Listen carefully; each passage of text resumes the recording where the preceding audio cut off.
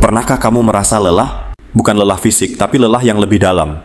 Lelah karena kamu sudah bekerja keras, waktu terkuras, energi habis, tapi ketika kamu melihat ke belakang, hidupmu seolah-olah masih berada di tempat yang sama. Di situ-situ saja. Uang datang lalu pergi. Tanggal tua masih menjadi momok. Mimpi-mimpi, rencana-rencana, seolah tertunda terus. Kamu bertanya dalam hati, apa ada yang salah? Hari ini aku ingin mengajakmu berhenti sejenak. Tidak untuk menyalahkan. Tidak untuk menuduh, tapi untuk melihat ke dalam.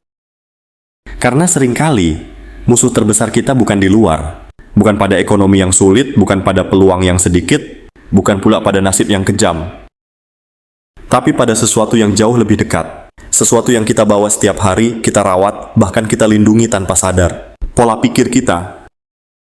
Kemiskinan paling berbahaya dan paling sulit diubah bukanlah kemiskinan dompet, tapi kemiskinan pola pikir. Dan ironisnya, pola pikir itu seringkali terasa nyaman, terasa aman.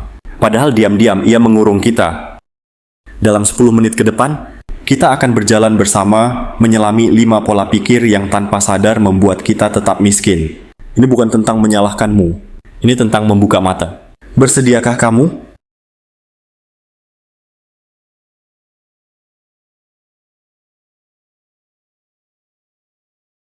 Pola pikir pertama ini mungkin yang paling halus dan paling banyak menjebak kita. Yang penting hari ini cukup.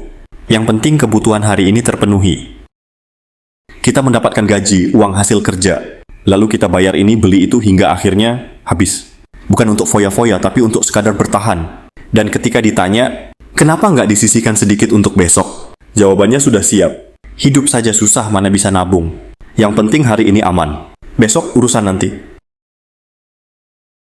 Ketika fokus kita hanya bertahan hari ini, kita mematikan kemungkinan berkembang untuk besok. Hidup menjadi sebuah siklus yang terus berulang. Bangun kerja dapat uang, habiskan tidur. Dan kita ulangi lagi.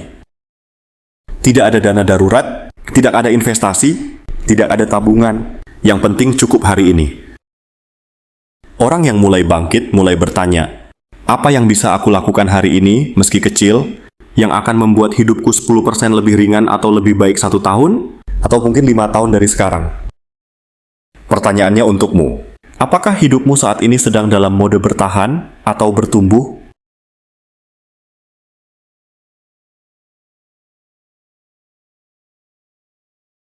Ini cuma 10.000, cuma 20.000. Ah, ini mah receh. Kita sering menganggap remeh pengeluaran-pengeluaran kecil.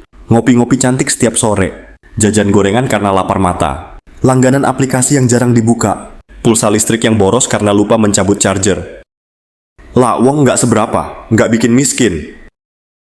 Dan disitulah jebakannya. Kita melihatnya sebagai angka yang kecil. Kita lupa melihatnya sebagai kebiasaan, sebagai pola.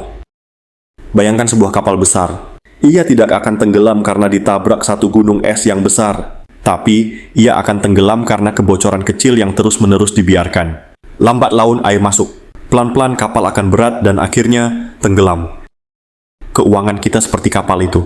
Kemiskinan jarang datang tiba-tiba karena satu pengeluaran besar. Kemiskinan lebih sering datang diam-diam, lewat kebocoran-kebocoran kecil yang kita anggap sepele setiap harinya.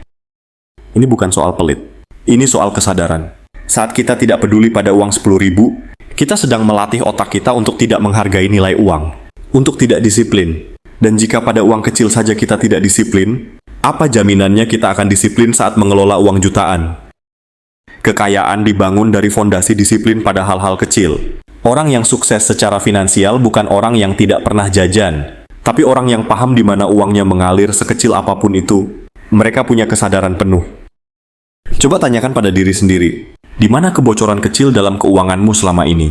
Apakah kamu benar-benar mengetahuinya?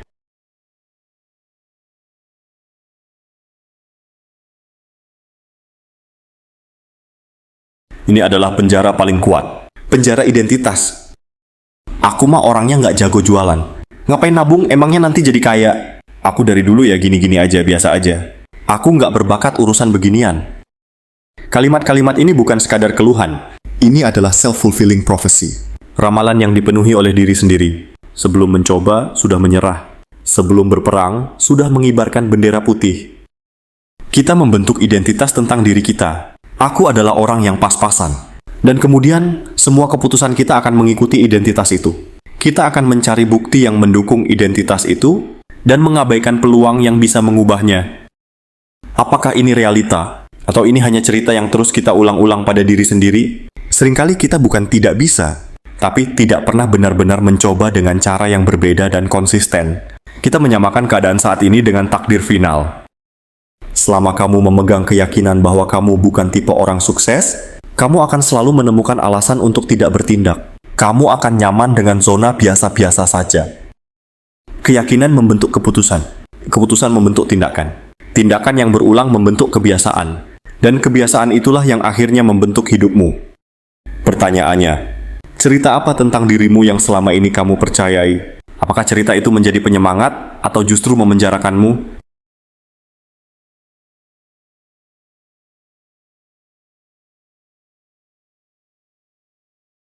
Kita hidup di dunia yang terobsesi dengan penampilan, dengan validasi. Look successful until you become successful.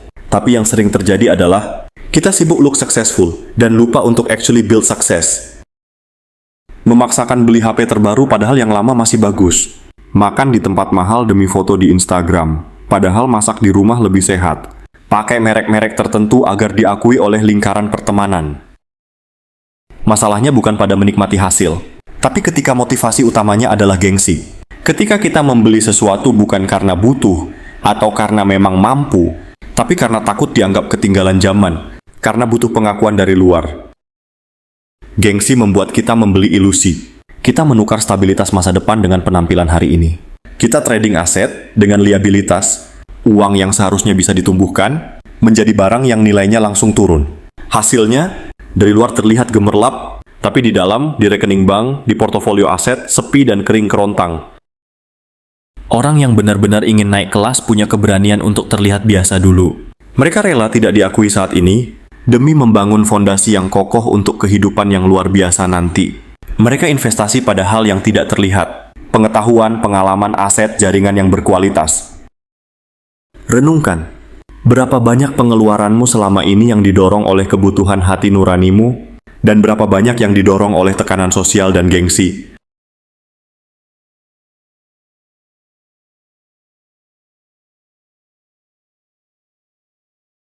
Pola pikir terakhir ini adalah mahkota. Dari semua pola pikir yang membuat kita stagnan. Ini salah pemerintah suka korupsi. Salah atasan yang pelit. Salah orang tua yang miskin. Salah ekonomi yang sulit. Salah nasib. Memang tidak bisa dipungkiri. Keadaan bisa sangat berat. Tantangan di luar diri kita itu nyata dan seringkali tidak adil. Mengakuinya adalah hal yang jujur. Tapi ada perbedaan besar antara mengakui tantangan dan menyerahkan seluruh kendali pada tantangan itu. Ketika kita menyalahkan segala sesuatu di luar diri kita, secara tidak sadar kita melepaskan satu hal yang paling berharga, kekuatan pribadi kita, agensi kita, kuasa untuk memilih respons kita. Ya, keadaan memang buruk, tapi di dalam keadaan yang sama, selalu ada orang yang bisa menemukan celah, beradaptasi, dan bertahan bahkan berkembang. Apa bedanya? Bukan pada keadaannya, tapi pada cara mereka memandang dan merespons keadaan itu. Mereka fokus pada apa yang masih bisa aku kendalikan. Mereka sibuk mencari solusi, bukan sibuk mencari alasan. Selama kamu merasa tidak punya kuasa apa-apa, kamu tidak akan pernah mulai bertindak untuk mengubah apapun. Mengambil tanggung jawab atas responmu terhadap masalah adalah langkah pertama menuju kebebasan sesungguhnya.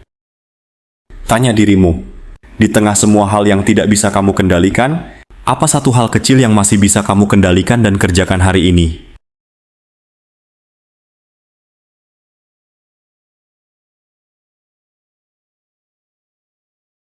Jadi teman-teman semua, mungkin selama ini kita merasa miskin bukan karena kurang kerja keras, bukan karena kurang pintar, tapi karena kita membawa pola pikir lama ke dalam sebuah kehidupan yang kita inginkan menjadi baru.